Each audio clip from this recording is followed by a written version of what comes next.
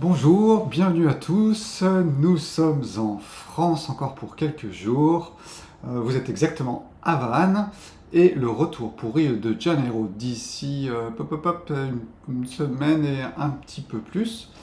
Et retour où? Eh bien tout simplement à Rio de Janeiro, à Recreio dos Bandeirantes, qui est à 20 km au sud de Rio de Janeiro, mais c'est encore la localité de Rio de Janeiro et où se trouve ce temple bouddhiste à Gente da Praia, et qui commence à prendre des directions droite, gauche, Paraty, Bahia, et d'autres possibilités. Donc voilà, les choses sont en train d'évoluer, de se produire, et nous espérons bien sûr que tout ça ira, je dirais, dans un bon sens et si possible le plus tranquillement que l'on peut. Voilà.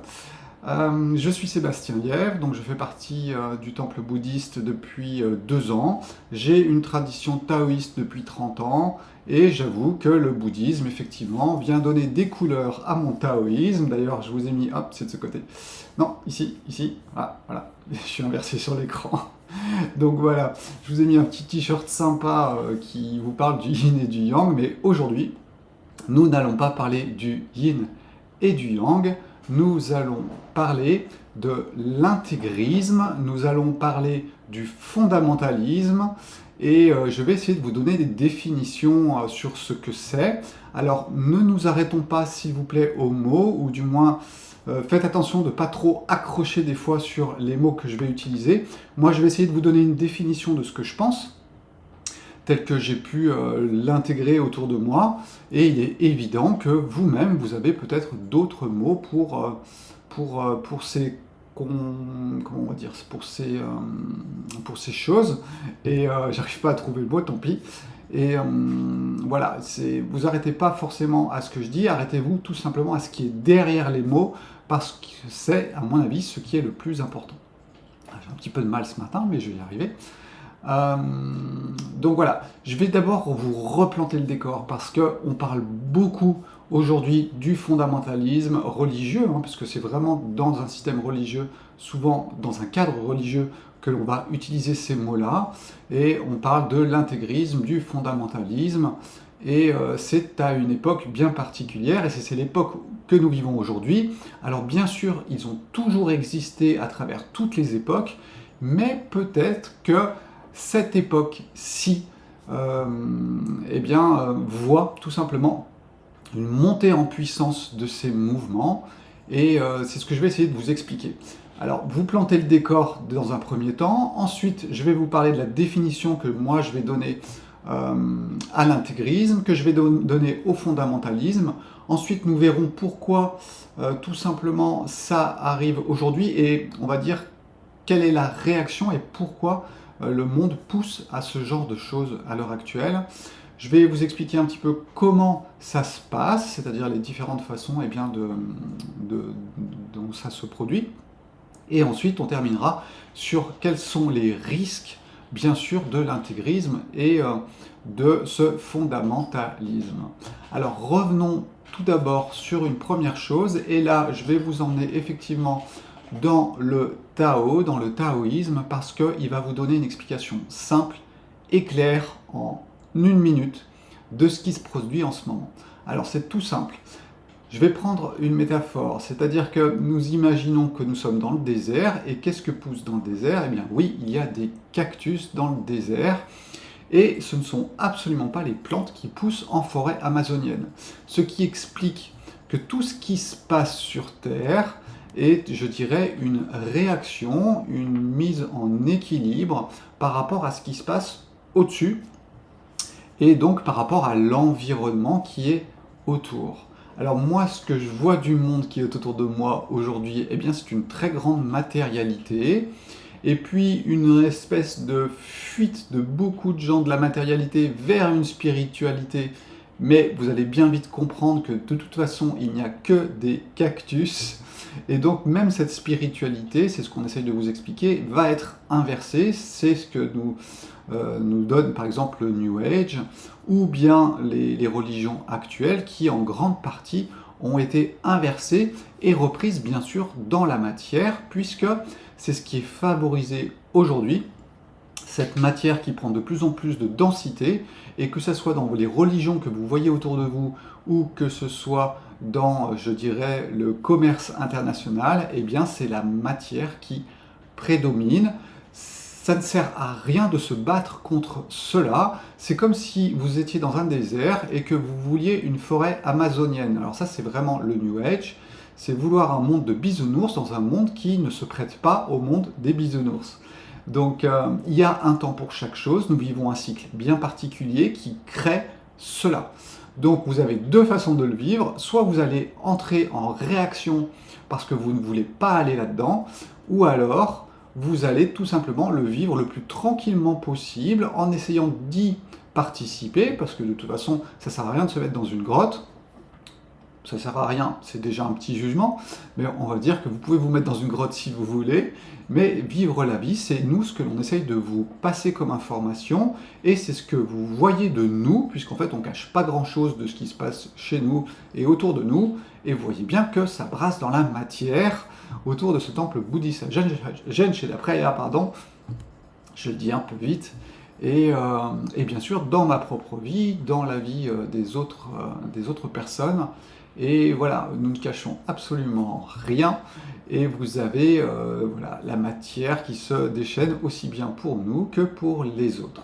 Sauf que nous pouvons le vivre d'une autre façon, et c'est vraiment ce que nous essayons de vous enseigner par, si possible, des positionnements qui essayent de vous montrer les choses du plus haut possible pour que vous ayez une bonne vision de tout ce qui est en train de se passer, et là vous entrez dans une forme de connaissance. Si vous arrivez à vous l'appliquer à vous-même, parce que regarder le monde c'est bien, mais se regarder soi-même c'est mieux, et si vous regardez vous regardez le monde, et si vous regardez le monde, et bien vous voyez vous, mais souvent votre ego ne veut pas se voir lui-même, c'est toujours un peu difficile. Voilà, ça c'était pour poser le décor. Comprenez bien que tout ce que vous voyez autour de vous, c'est comme si vous étiez dans un désert et qu'il y a des cactus. Ce que vous voyez, ce sont les cactus, et vous êtes des cactus, je suis un cactus, et je vis sous un soleil de plomb, voilà, qui me fait devenir cela. Voilà, les choses sont posées, passons maintenant au sujet, et donc nous allons parler un petit peu de l'intégrisme et puis du fondamentalisme. Alors, il faut comprendre que ces deux mouvements, ils ont pris de la puissance depuis la fin du 19e siècle et dans le 20e siècle. Donc avant, ça a toujours existé, hein, c'est pas quelque chose de nouveau. Et cette montée en puissance est vraiment reliée à la montée en puissance du modernisme. Ça, j'en parlerai un petit peu après sur le pourquoi. Maintenant, concentrons-nous un petit peu sur la définition de chacun de ces mots, et vous allez voir qu'en fait souvent on les mélange alors qu'au départ c'est pas vraiment la même chose. Vous avez une façon et une autre, et c'est ce que je vais vous expliquer maintenant.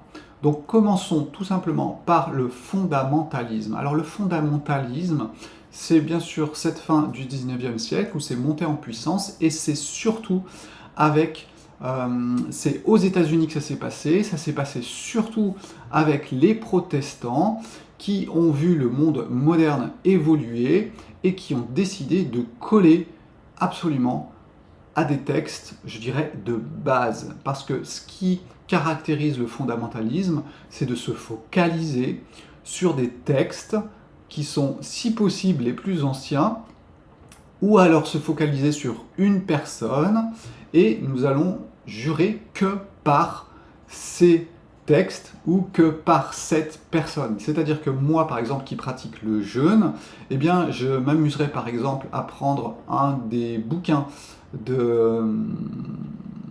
mince, comment il s'appelle? Ah, j'ai oublié.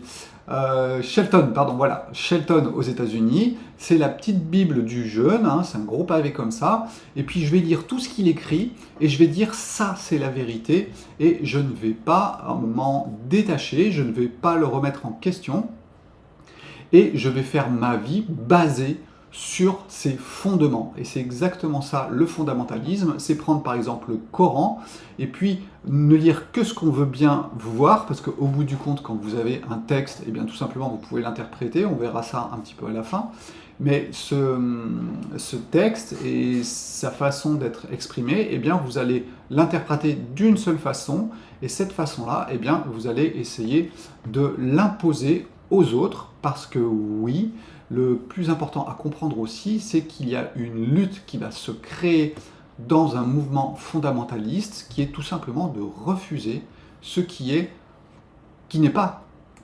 s'est éloigné de ce fondamentalisme. Pardon, pas facile à dire. Donc ça, c'est vraiment ce qu'il faut comprendre. C'est durant la Première Guerre mondiale que ça a vraiment pris de l'ampleur, et c'est ce mouvement protestant où on va coller à quelque chose. Mais bien sûr que vous pouvez l'appliquer, comme je l'ai fait avec le jeûne, vous pouvez l'appliquer à autre chose. Et vous allez voir, je vais reprendre l'exemple du jeûne, et je vais par exemple l'appliquer à l'intégrisme, et vous allez comprendre un petit peu comment ça se passe. Ce sont deux facettes un petit peu différentes, souvent que l'on peut confondre, mais qui, même si dans leur forme mènent à peu près à la même chose, eh bien dans le fond, c'est pas exactement pareil, hein. Les fondamentalistes vont vraiment être à fond sur un texte, vont coller au texte et ne vont pas, par exemple, s'adapter. C'est-à-dire que si ce texte a été sorti en forêt amazonienne, eh bien ils vont être dans le désert et ils vont essayer d'appliquer un texte de la forêt amazonienne au désert. Et là, ça risque d'être un petit peu compliqué, et c'est exactement ce qui se passe. Et nous verrons à la fin de l'exposé qu'est-ce que cela peut créer au bout du compte. Donc voilà, ça c'est le fondamentalisme basé sur des fondements, que ce soit d'une personne ou d'un texte. Maintenant, qu'est-ce qu'est l'intégrisme? Eh bien, l'intégrisme, et le mot intégrisme est apparu aussi au XIXe siècle, l'intégrisme, c'est tout simplement de rechercher une intégrité, rechercher quelque chose d'intégral, de global. C'est-à-dire que nous allons prendre un exemple, notamment avec les catholiques, puisque c'est suite au mouvement catholique de réaction par rapport, je dirais, aux mouvements qui ont été créés pour un changement de la tradition catholique par adaptation au milieu qui était en train de changer. Eh bien, il y a eu une réaction des catholiques purs et durs pour rester le plus intègre par rapport à la façon de voir la religion. Voilà, c'est vraiment ce point-là qui est le plus important, c'est de garder une intégrité par rapport à une façon de pratiquer sa religion, et qui correspond bien sûr à un temps donné, et on en arrive à un certain moment à quelque chose, et on essaye de garder ce quelque chose. Donc là, nous ne sommes pas en train de parler de texte, nous ne sommes pas en train de parler d'une personne, nous sommes en train de parler d'habitudes, quelque part, que nous voulons absolument garder dans leur intégrité. D'où le mot intégrisme. Donc ce qui va se passer, c'est que nous sommes encore dans une hostilité par rapport à la modernité, puisque c'est ça qui va, je dirais, être le déclencheur de tout cela. Qu'est-ce que je pouvais vous dire encore sur cet intégrisme? Voilà, c'est vraiment maintenir des traditions, notamment religieuses. Alors si je l'applique aux jeûnes, eh bien nous allons dire par exemple que il faut jeûner 2 fois par an. Voilà, 2 fois par an, une semaine, ça fait partie de mon monde. Et puis il faut jeûner que à l'eau et pas prendre d'autres choses. Et c'est comme ça que je le pratique depuis des dizaines d'années. Et puis tout d'un coup, des choses se passent autour de moi.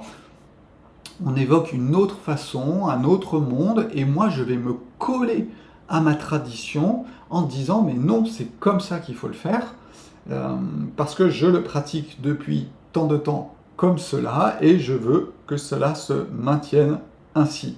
Et là je deviens un intégriste du jeûne, c'est-à-dire que je ne vais pas m'adapter au monde, le monde change, mais je vais rester dans ma forêt amazonienne du jeûne depuis toutes ces années, et je ne vais pas vouloir changer.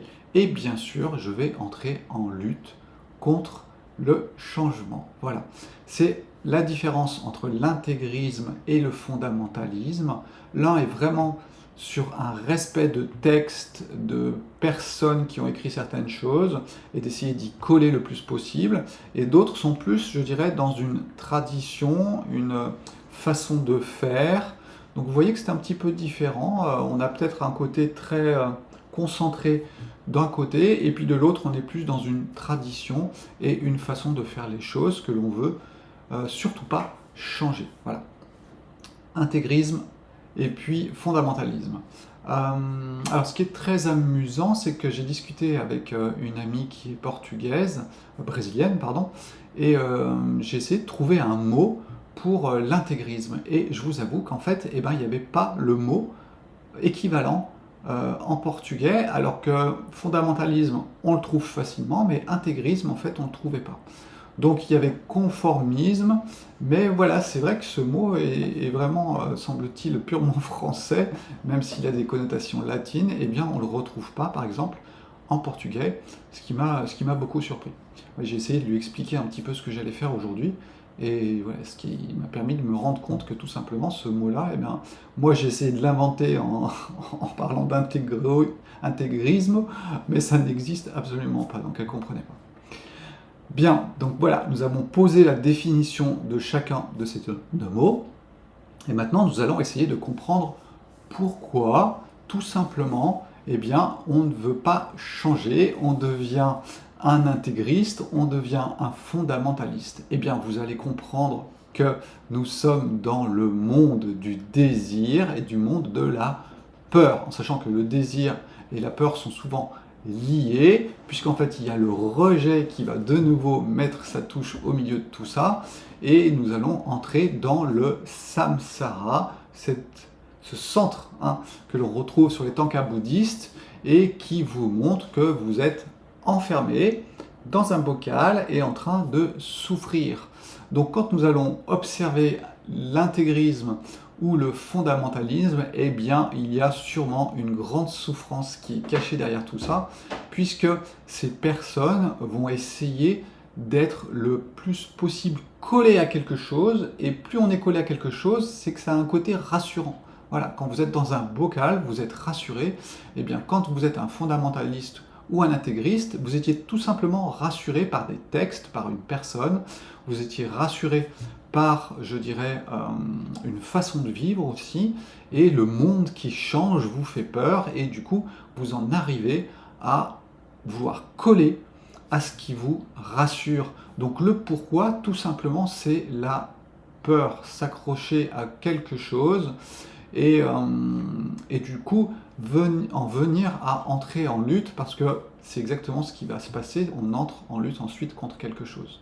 Donc voilà, cette vidéo que je vous avais fait sur le désir, elle était parfaite avant-hier pour rentrer dans le pourquoi de l'intégrisme et le pourquoi du fondamentalisme. C'est tout simplement parce que ces personnes ont peur du changement.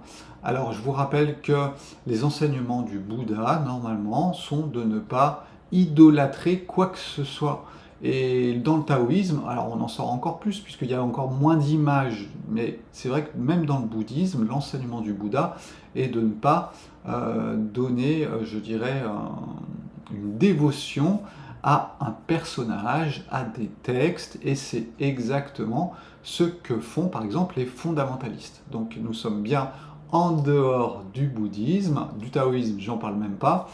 Et donc voilà, c'est intéressant qu'on en parle sur cette chaîne, puisque cela rejoint nos enseignements qui sont normalement d'observer le monde dans ses changements, dans ses cycles, d'entrer dans une forme d'adaptation, d'avoir cette tendance intérieure vers quelque chose, non pas par désir, mais tout simplement parce que on sent une espèce de... Alors c'est difficile à exprimer, je pourrais dire de tension, mais c'est une tension qui est subtile d'aller vers quelque chose.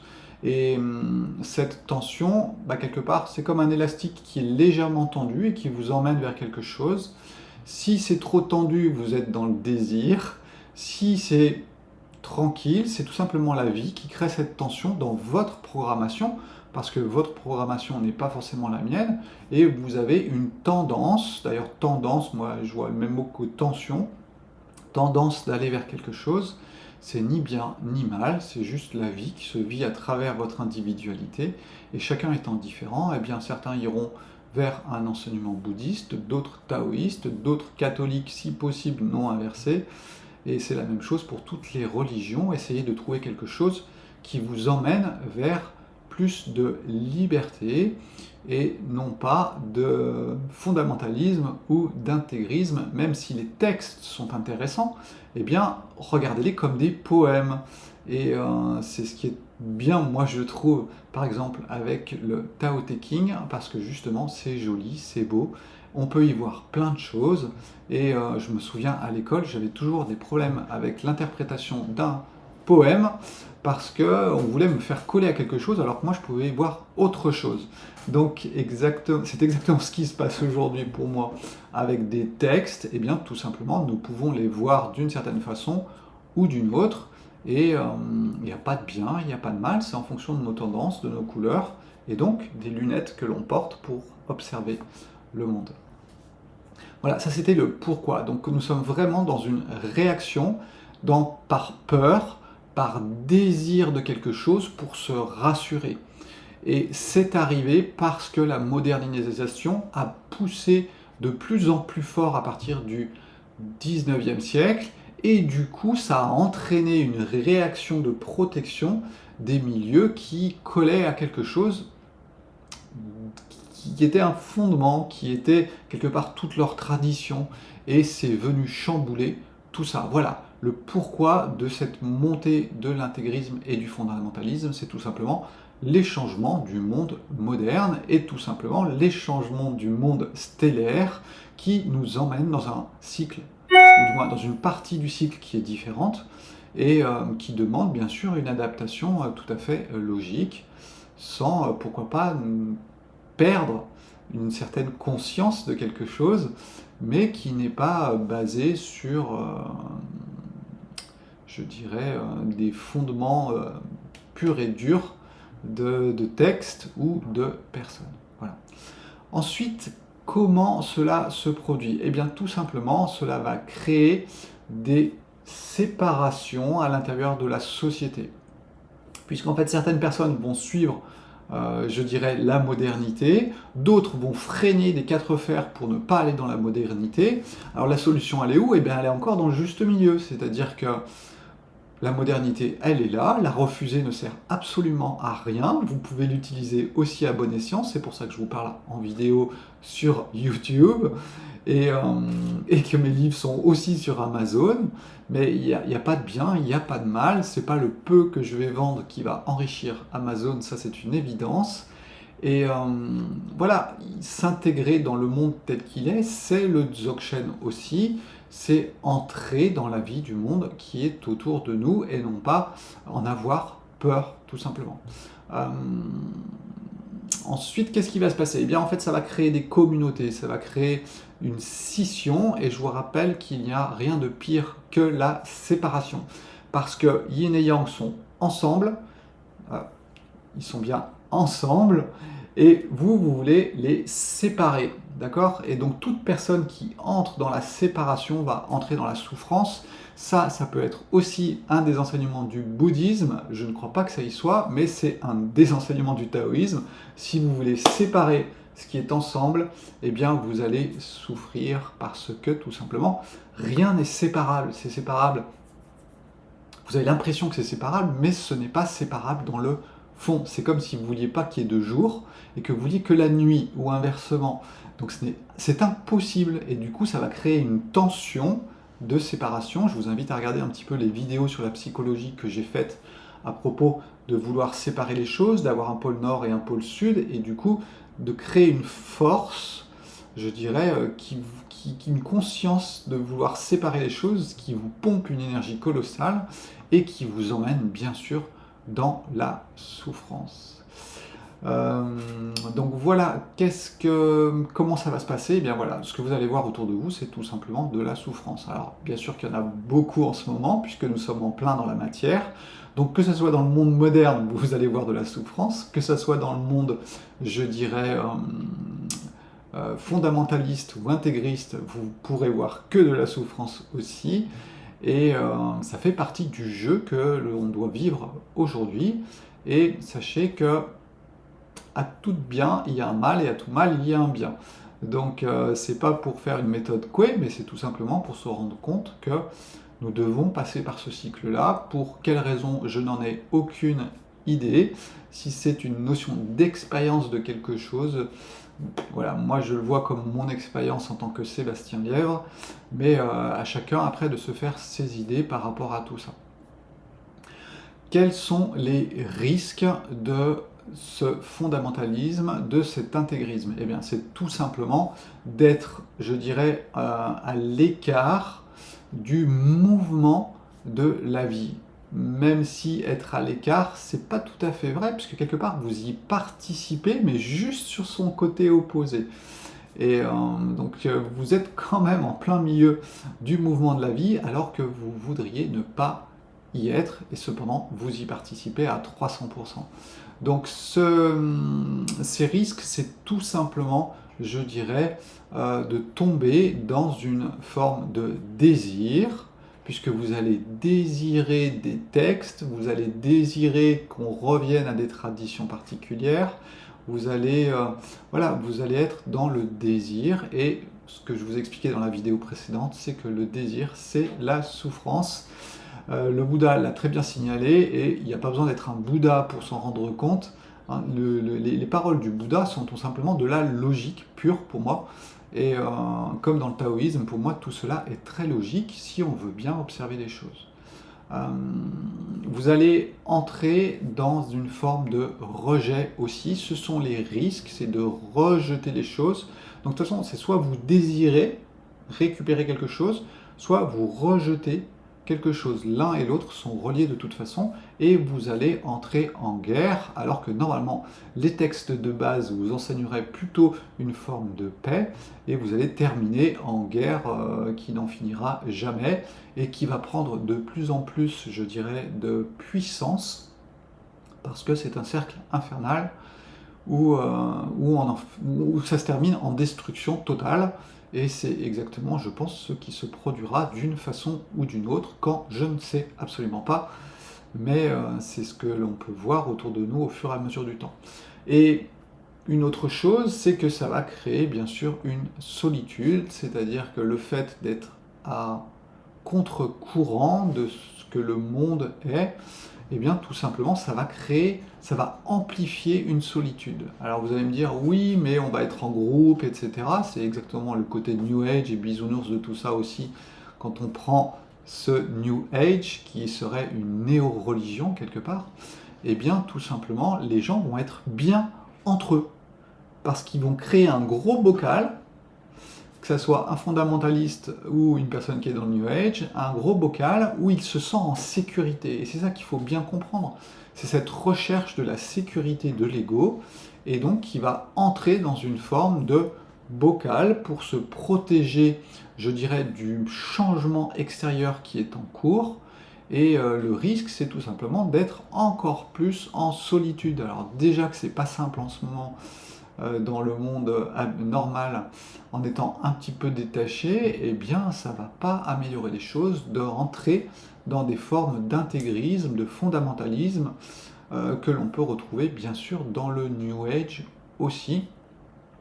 Et ça se termine en guerre généralement, puisque le monde va toquer de plus en plus sur le bocal, et il y a un moment, on va sortir ses armes pour essayer de supprimer ce qui tape dans le bocal.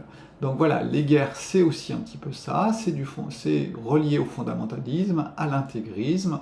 La nation, ça peut être aussi une forme, quelque part, de fondamentalisme, en disant « je suis né ici et je défends bec et ongle ma façon d'être, de vivre ». Et alors que le monde, c'est d'intégrer chaque chose et de suivre les mouvements de la vie, de suivre les cycles de la vie.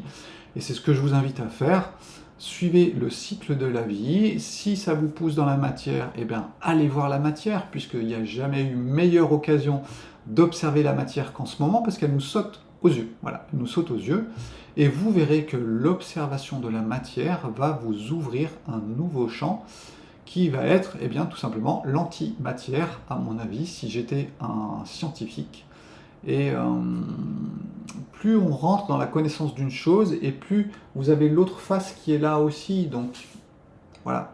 C'est, à mon avis, en entrant dans cette connaissance de la matière, que l'on peut aussi toucher à la spiritualité. Et c'est ce que l'on fait dans le Dzogchen, c'est vous mettre le nez dans la matière et insister sur tout ça. C'est ce que le Bouddha a fait aussi. Et c'est ce que nous essayons de partager avec vous en ce moment. Voilà. Je pense que j'ai fini pour aujourd'hui. Il me reste à vous souhaiter une excellente journée en France, puisqu'il est 11h20 ici à Vannes. Et puis, eh bien, vous êtes encore dans les bras de Morphée, où vous commencez juste à vous réveiller au Brésil si vous êtes des leftos. Ciao, ciao, à bientôt au Brésil sûrement, et passez une excellente journée, et aimez ceux qui sont autour de vous, acceptez-les tels qu'ils sont. C'est une forme de non-fondamentalisme et non-intégrisme. Voilà, ciao, ciao, bye bye sur ces bonnes paroles.